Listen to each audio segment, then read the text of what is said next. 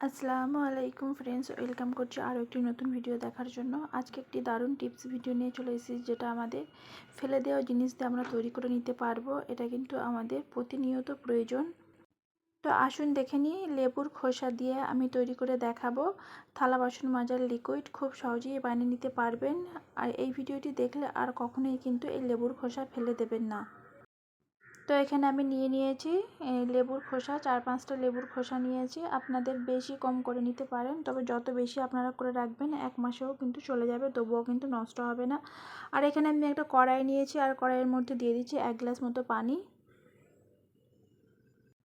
আর পানির মধ্যে যে লেবুর খোসাগুলো আছে সেগুলো দিয়ে দেব।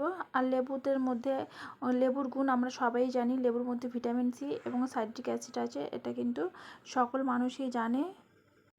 তো এবার আমি ঢাকা দিয়ে 5 মিনিট মতো জাল করে নেব। আর ঢাকা দিয়ে জাল করে নেবার পরে দেখবেন লেবুগুলো ফুলে একদম মোটা হয়ে গিয়েছে, আর লেবুগুলো খুব সুন্দরভাবে সিদ্ধ হয়ে গেছে। এই পর্যায়ে আমি গ্যাসটাকে বন্ধ করে দেব। তো আর খুব বেশি আমার জাল করে নেবার দরকার নেই। এখানে দেখুন লেবুগুলো কতটা সুন্দর সিদ্ধ হয়ে গেছে। আমাদের কিন্তু বাসন মাজা আর সাবান সব সময়ই লাগে হাতের কাছে, এটা থাকবেই। এটা কোনো কেমিক্যাল বা কোনো কিছু ছাড়াই তৈরি করে নিতে পারবেন, শুধুমাত্র ঘরোয়া রেমেডি দিয়েই। তো এখানে লেবুগুলো আমি তুলে নেব একটা প্লেটের মধ্যে, আর এটা ঠান্ডা করে নিতে হবে। আর লেবুর পানিটাও কিন্তু ফেলবো না, এটাও কিন্তু আমাদের কাজে আসবে। আর এখানে দেখুন লেবুগুলো খুব সুন্দরভাবে ঠান্ডা হয়ে গেছে। এবারে একটা মিক্সার জারের মধ্যে আমি দিয়ে পেস্ট তৈরি করে নেব।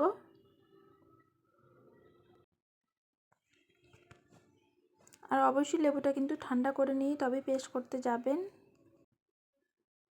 তো এখানে দেখুন পেস্ট করে নিয়েছি। এবারে আমি একটা বাটি নেব, তার মধ্যে একটা ছাঁকুনি নিয়ে ছেঁকে নেব।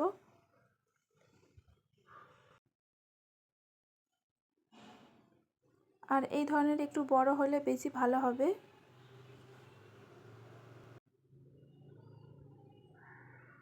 তো এখানে দেখুন আমি লেবুর যে পেস্টটা আছে সেটা পুরোটাই আমি ঢেলে নিয়েছি। তো এবারে এই চামচির সাহায্যে আমি দেখুন এইভাবে টিপতে থাকবো, আর এর মধ্যে যে পিউরিটা আছে সেটাকে আলাদা করে নেব। আর খোসা খোসা ভাবটা যেটা থাকবে সেটা আমি ফেলে দেব, বা ওটাও কিন্তু আমরা যে কোনো জিনিসপত্র মাজার ক্ষেত্রে ব্যবহার করতে পারি।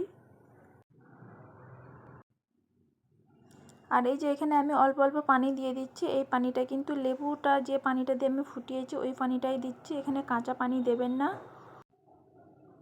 তো ওই লেবু যে সিদ্ধ করে রাখা পানিটা, ওই পানিটা আমি অল্প অল্প দিতে থাকি। আর এই মিক্সার মেশিনে যে পিউরিটা পড়েছিল সেটাও অল্প পানি দিয়ে আমি ঢেলে নিলাম। তো এখানে দেখুন পুরোই যে লেবুর যে পিউরিটা ছিল আমি পুরোটাই নিয়ে নিয়েছি, আর বাকি যে ছালটা সেটা সাইডে করে নিয়েছি।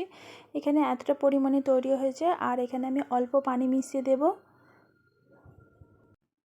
তো এখানে আমি যে পানিটা ছিল একটু পানিটা আমি ছেঁকে নিলাম, এর মধ্যে অনেকটা লেবুর খোসা পড়েছিল। আর দেখুন এখানে আমার পিউরিটা পুরোপুরিভাবে তৈরি হয়ে গেছে লেবুর খোসার। আর এখানে আমি দিয়ে দিচ্ছি 2 চা চামচ মতো ডিটারজেন্ট। থালা বাসন মাজার যে ডিটারজেন্ট পাউডার পাওয়া যায় আপনারা ওটাও দিয়ে নিতে পারবেন। তো ভালো করে মিশিয়ে নিচ্ছি, আর দেবার পরে দেখুন কতটা ফেনা ফেনা ভাব হয়ে উঠছে। তো মেশাতে মেশাতে দেখুন কতটা সুন্দর হয়ে গেছে, আর কতটা ফেনা উঠতে শুরু করে দিয়েছে।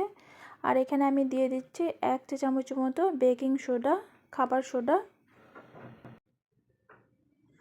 তো এটা অবশ্যই দিতে হবে, এটা দিতে কিন্তু আমাদের দেখবেন বেকিং সোডায় অনেক নোংরা বা দাগ, যে কোনো দাগ তুলতে সাহায্য করে।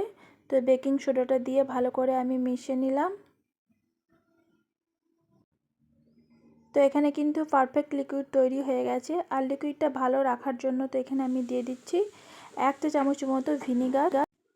ভিনিগারটা দেবার কারণে আমাদের এই যে লিকুইডটা আমি তৈরি করে রাখছি এটা কিন্তু অনেক দিন যাবে আর নষ্ট হবে না।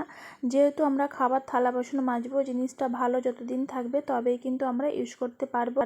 আর খারাপ যে কোনো জিনিস দিয়ে থালা বাসন মাজা এটাও আমাদের হেলথের পক্ষে ঠিক নয়। তো ভিনিগারটা দিলে দেখবেন অনেক দিন ভালো থাকবে।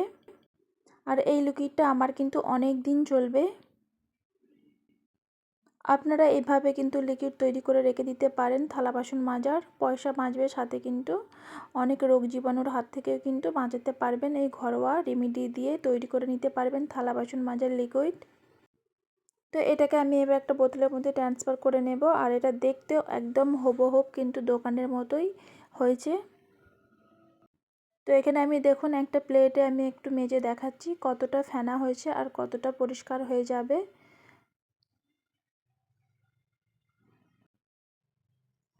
একবার হলেও এভাবে ট্রাই করবেন, আশা করছি আপনাদের এই রেমেডিটা কাজে লাগবে। তো দেখুন এখানে আমি প্লেটটা যে মাজছি কতটা ফেনা আর বাবলস হচ্ছে, আপনারা দেখলেই বুঝতে পারবেন। লেবুর খোসা কখনোই ফেলবেন না, বেশি করে জমিয়ে রাখবেন, দিয়ে তারপরে এই ভিম বার লিকুইড তৈরি করে নেবেন, দেখবেন অনেক কাজে আসবে। সকলেই কিন্তু আমরা লেবু খেয়ে থাকি কম বেশি। আর এখানে দেখুন প্লেটটা একদম চকচকে হয়ে গেছে। তো এটা আমি একটা বোতলের মধ্যে ঢেলে নিচ্ছি। এটা 1 মাসও কিন্তু নষ্ট হবে না, আপনারা এইভাবে বানিয়ে 1 মাসও করে নিতে পারেন। যাদের ছোট ফ্যামিলি এটা হয়তো 1 মাস হয়ে যাবে, আবার যাদের বড় ফ্যামিলি কিছুদিনের মধ্যেও শেষ হয়ে যেতে পারে। তো এইভাবে আপনারা চাইলে তৈরি করে রেখে দিতে পারেন। আশা করছি আমার ভিডিওটি আপনাদের ভালো লেগেছে। ভালো লাগলে লাইক কমেন্ট শেয়ার করবেন।